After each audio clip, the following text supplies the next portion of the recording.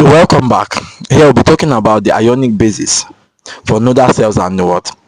The ventricular action potential. So we are talking about the ionic basis, how ions enters, causes contractions, and what is the resting membrane potentials and all these things. So we'll be starting. So what is the ionic basis now? The action potential in the cardiac is produced by the what?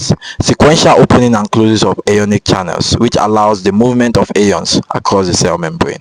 So action potential, where action potential occurs, there's an opening of the ion gated channel in the cardiac muscle cells. So there's an opening. Immediately you bind to the SA node.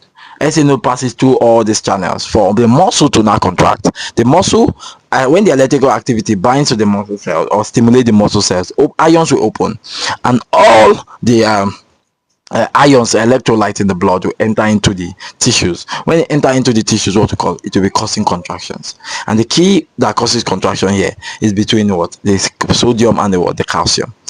Now the sodium and calcium increases contraction, while potassium increases water relaxation. So that's what we'll be talking about in this video. So now the first one we're talking about is the nodal cells. Now the ionic basis of the nodal cells. The nodal cells gives what we call slow response. It gives what we call slow response. Now in starting, now we have three phases. Are you getting now? We have three phases. We have the diastolic depolarization, the upstroke, and the repolarization. The diastolic depolarization, the upstroke, and we have what we call the repolarization. Now if you check the chart now, check the chart very well. The diastolic depolarization, now the resting membrane potential for a nodal cell is about -60. Are you getting now? The diastolic, the resting membrane potential at this particular point, if the heart has not been stimulated or the SA node have not been stimulated, what happens? Its resting membrane potential is -60. Keep that. That is where I am starting from. That is the number 4, where the number 4 is at -60. So now immediately there's now influx. The funny sodium channel opens. The funny sodium channel opens. Immediately they opens. Now what happens? Sodium enters. I get it now. Sodium enters into the cardiac nodal cells. So sodium enters into the cardiac nodal cells. So when sodium enters, there's a depolarization from -60 to -40. There's a depolarization from -60 to what? -40. So when there's a depolarization from -60 to -40, so watch out about it. So this slow simultaneous depolarization causes an increase. So apart from sodium entering, calcium can also enter. Again, the T calcium channel can also allow small, because when sodium opens, some ions enters. Sodium stimulates calcium release. So immediately sodium enters to calcium, the T calcium channel also opened, allowing calcium to enter. This depolarizes the nodal cells, little from -60 to -40. We call it diastolic depolarization. Now this is the next one is upstroke. In upstroke, what happens? In upstroke, what happens? The calcium channel opens. Are you getting that? The calcium channel opens, which is the L type calcium channel opens, causes a strong depolarization. So as calcium is also entering, there's also influx of small amount of sodium. Are you getting now? So sodium is entering minimally, but here it is being stimulated much like maximally by what? Calcium. So when calcium is entering, the L calcium channel opens very well. In the first one, during the mid depolarization, it is the T calcium channel, but there's a strong influx, not strong, but there's at least an influx of what? Sodium. T calcium channel open, bringing in calcium. But here now there's an L calcium channel which opens and allows calcium influx into the what? Nodal cells. So when there's calcium influx, there will be what? Upstroke. There will be massive depolarization. So when there's massive depolarization, it will reach what we call +10 to +20. So that's the maximum, the peak potential the nodal cell will reach, from -40 to +20. Are you getting now? So it's coming from -60, which is the resting membrane potential, to about -40 with the mild influx of sodium, and the T calcium channel aligns calcium influx.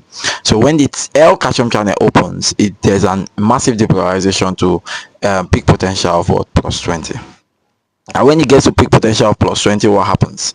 Now there will be potassium. So now there will be potassium outflow. So potassium will flow out very fast. Potassium will flow out very fast. Are you getting that? Because the potassium channel will open, allowing the outflow of potassium very well. So when potassium channel open, what happens? The L calcium channel will close. You get it now? Remember, the L calcium channel is allowing calcium to enter into the cell, while the potassium channel, as in all these things, potassium is still leaving the cell minimally. Even when sodium entered, potassium left.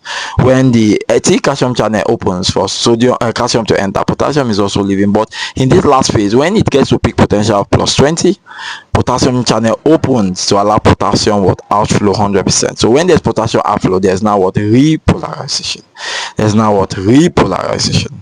Okay, now, so don't forget, first of all, you have sodium entered. Sodium what entered. So when sodium entered a little, there is a mild depolarization from minus 60 to minus 40. Are you getting me now? Now the L calcium channel will open, doing what? Causing strong depolarization from minus 40 to peak potential of what? Plus 20.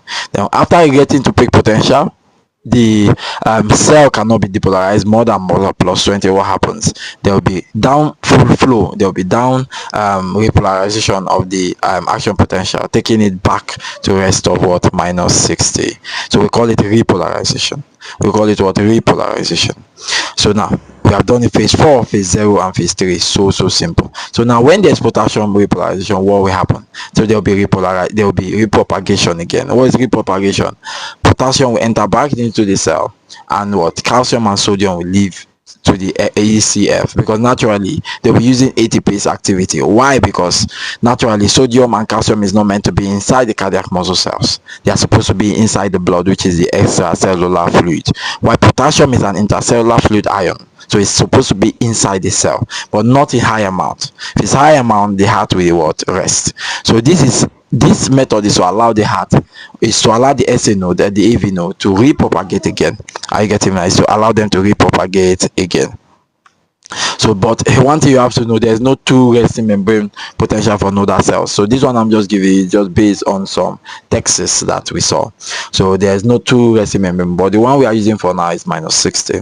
I get it now. And in phase 4, it is responsible for automaticity, whereby the SA node becomes a natural pacemaker at that particular point in time. So what happened now? The off stroke is phase 0, whereby there will be calcium influx and not sodium. So there is calcium influx and not what? Sodium. So now in the ventricular action potential, the another action potential is a slow phase, so it occurs small. But in the ventricular action potential, it gives what we call fast response, and this occurs in the what? Ventricular myocyte, which is the ventricular cardiac muscle cells. So now what happens first? We have how many phases? We have 4 phases. Are you getting me now? You have the phase 0 now. In the phase 0, look at it now. The phase 0, look at it very well. First of all, the resting membrane potential for a ventricular muscle fibers is minus 90. The minus 90 millivolt is the resting membrane potential for a ventricular muscle fiber. So see it on your screen. Look at the graph. So I'm pairing it between the graph and the table. Look at it now. So when it is in minus 90 millivolt, what happens? At this particular point, now there's high potassium channel is what? High inside the cell. For causing it to be at rest, potassium level is high inside the cell. So are you getting me? To go back to rest, so maintain a resting membrane potential. To maintain a resting membrane potential, go watch my excitable physiology playlist. So in my excitable physiology, I taught you that in resting membrane potential, the cell must be permeable to what? Potassium. So when the cell is permeable to potassium, this keeps the resting membrane potential at minus 90 millivolts. So which shows that for it to be at minus 90 millivolts, potassium has to be effluxed out from the cell. So potassium has to efflux out from the cell, making the cell more permeable to what? Potassium. Now in phase 0, since that is phase 4, are you getting that? Since that is phase 4, or let me say phase nothing, not 0, let us say phase neutral. So phase neutral, at phase neutral, what happens? The resting membrane potential is minus what? 90 millivolt. So the next one is phase 0. What happens in phase 0? What happens, which I've been talking about? First one was I talked about the resting membrane potential. In phase 0, there's what we call rapid depolarization. There's what? Rapid depolarization. So what happened at first? First of all, the funny sodium channel also open now. The funny sodium channel and the T calcium channel opens. So when the funny sodium channel and T calcium channel opens, again, I'm taking it again. The funny sodium channel and T calcium channel opens. So when they open, what happens? Sodium is influx into the cell, and calcium is influx into the cell. So when they are influx into the what? Cardiac ventricular muscle, when they are entering into the cell from the blood, the channel opens. So due to the stimulation of the electrical activity by the what? by the bundle of his the right and left bundle branch. So since there is a stimulation by these bundle branches, the ion gated channel in the muscle fibers will open, allowing sodium and calcium to enter into the cell, causing a mild depolarization, mild, a mild depolarization from -90 to -70. From -90 to what? -70. -70 is threshold. Now again, immediately there is an influx of sodium. The funny sodium channel opens to allow influx of sodium, and the thick calcium channel opens for influx of calcium. There will be what we call a mild depolarization from -90 to -70. Immediately it gets to 70, which is the threshold, sodium channel will open massively. So sodium channel will open massively, causing a strong depolarization towards the peak potential. So the peak potential will be using, it can be from +20 to +40. It could be from +20 to +40, or it could be from +20 to +30. Anywhere the peak potential is around that point, but the highest you cannot pass is +40. Again, from -90 to -70 with funny sodium channel and thick calcium channel. Then from -70 there will be strong massive calcium channel opening. Are you getting me now? Causing sodium influx into the cell. Are you getting me now? Causing a depolarization towards peak potential, which is +20 to +30. So when it gets to peak potential, what happens? The next one, which is phase 1, is the initial repolarization. Is the what? Initial repolarization. So now listen. In the initial repolarization, different texts have what their initial repolarization is. You get it now? So here at this particular point, who we open? Chlorine channel will what? Open. So this one will be corrected. Chlorine channel will what? Open. Chlorine channel will allow influx of chlorine. So correct this one. Are you getting now? Correct this one. Now chlorine channel will open. Sodium channel will close because sodium channel causes depolarization. Chlorine channel will open. If chlorine channel opens, what will happen? It will allow what? Influx of chlorine and still efflux of potassium. So when sodium was entering massively, potassium was also leaving. So now chlorine is entering into the cell, causing a mild depolarization from what? Peak potential, which is between +20 to +40, down to what? So some texts can say +10, some texts can say 0, some texts can say -30. So that repolarization is called what we call refractory. That repolarization is called what? Relative what? Refractory period. The relative refractory period is when there's a decrease or a downstep, a decrease a little from what? Peak potential, which is +20 to +40, down to what? Some text can say +10, some text can say 0, some text can say -30. So when there's a mild or a little repolarization up to that level, what happens? We'll go to phase 2. In phase 2, there will now be what? Plateau phase, where the heart will what? Maintain a single rhythm. So for the heart to maintain a single rhythm in your Plateau phase, what happens? The L calcium channel opens for the influx of what? Calcium. The L calcium channel opens for the influx of calcium continuously to maintain about 150 milliseconds. To maintain about 150 milliseconds. So it will be there for at least 150 milliseconds. So first off, from -90 to -70, there's what happens. There is a funny sodium channel opens and thick calcium channel opens to allow the mild depolarization to -70. From -70, sodium channel opens widely, allowing sodium influx, depolarizing it to what? Peak potential, which is +20, +30, or +40, depending on the text you are using. Now when it gets to this peak potential, it cannot pass there. What happens? Chlorine channel opens, causing rapid repolarization from that peak where it is, which is +20, +30, +40, down to up to, it can go to +10, it can go to 0, it can go to -30 millivolt, depending on your text you are using.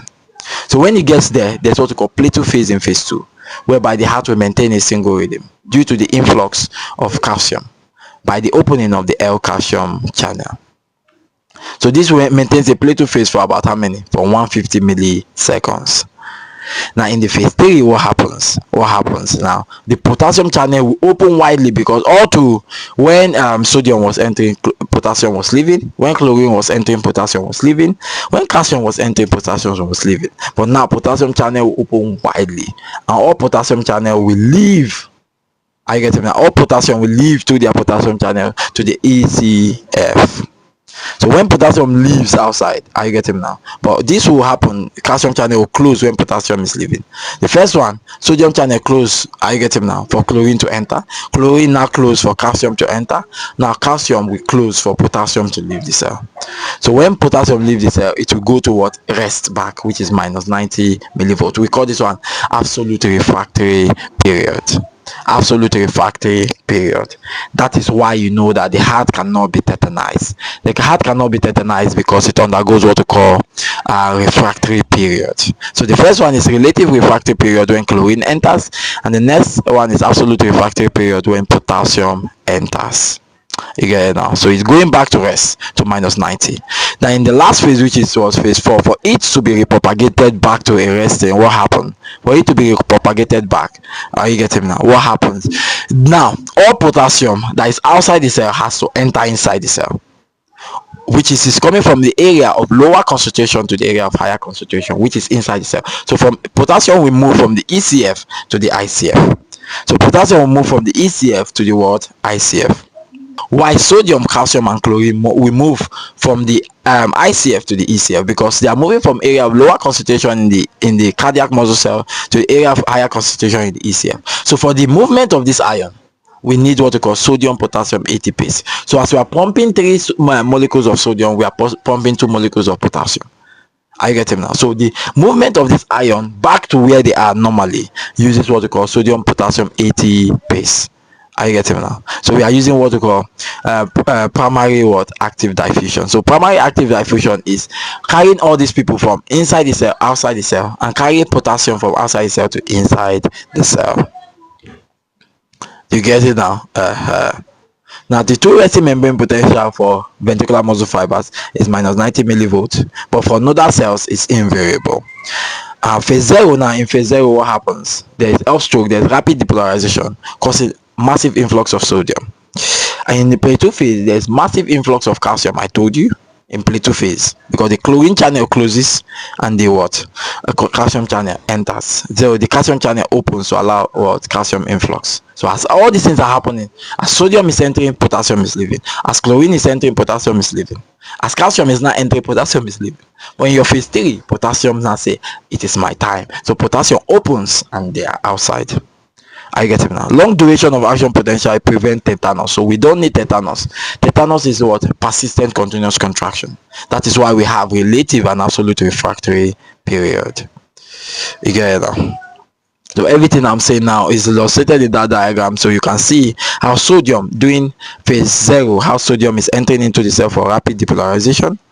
Now you can see as sodium is entering, what happens? Potassium is also leaving. So when it gets to peak potential, what happens? Chlorine enters into the cell. Chlorine enters into the cell, potassium also leaves. In phase 2, what happens? Plateau phase, what happens? The cardiac muscle cells maintain a continuous contraction for about 150 milliseconds, whereby calcium enters into the cell. And the last phase, in phase 3, what happens now? Same thing. The potassium leaves the cell 100%. This potassium leaves the cell 100%, and when it leaves the cell, then in phase 4, what happens? The cell has to go back to its normal state, whereby potassium has to enter into the cell, sodium, calcium and chlorine has to leave the cell. This uses what we call sodium potassium ATPase. Are you getting me now? For the clinical correlation here, now when there's hypokalemia, what's hypokalemia? Hypokalemia is when there's reduction in calcium in the blood. So if there's reduction in calcium in the blood, what happens? Calcium will not be able to enter into the cardiac muscle cell, so the contraction will be minimal. So when calcium is not able to enter to maintain a Plateau phase, who is already inside? Potassium. So potassium will continue being in the cell, causing what? Reduction in what? Heart rate. So there will be reduction in heart rate, causing what? Bradycardia. But when there's hyperkalemia, there's high amount of calcium in the blood. So when there's high amount of calcium in the blood during the Plateau phase, instead of maintaining 150 milliseconds, it will not maintain 150 milliseconds. Calcium will influx into the cell massively. We do it for more than 150 milliseconds. Immediately what happens? There will be what? Tachycardia. Are you getting that? So here in hypokalemia, there's what? Prolonged QT interval. There will be prolonged QT interval in the sense that it will be hard and it will take time for the ventricle to contract and pump blood. Are you getting that? In hyperkalemia, what happens? It will be fast because the contraction, it will not wait. The ventricle contracts so fast that the QT interval will be shortened. And this causes what we call arrhythmias because the heart will be beating too fast. Are you getting now? So now to finalize it, hope it makes sense to you now. You have understood everything I've talked about. Finalizing it now is that the heart electrical activity is generated by what? Nodal cells, and which begins from the SA node, giving it to the AV node. Are you getting now? Giving it to the AV node to the Buckman fibers, internodal tract. Buckman fibers, internodal tract to the AV node. In the AV node, there will be delay for 0.1 seconds, giving it to the bundle of His. Bundle of His will spread it to the right and left bundle branch. From the right and left bundle branch, it goes to the corresponding Purkinje fibers. So when it gets there, what happens? This will stimulate the ventricular muscle fibers to open their channel for the influx of sodium, calcium, and potassium. This occurs allowing smooth word contractions. So I hope you understand everything I've talked about in this video. Are you getting it now? So it's a very, very important topic. That's why I left it for last. I did not put it among the normal electrical activity video. So the electrical activity continues from here. So hope you understand. Hope you digested everything I've talked about.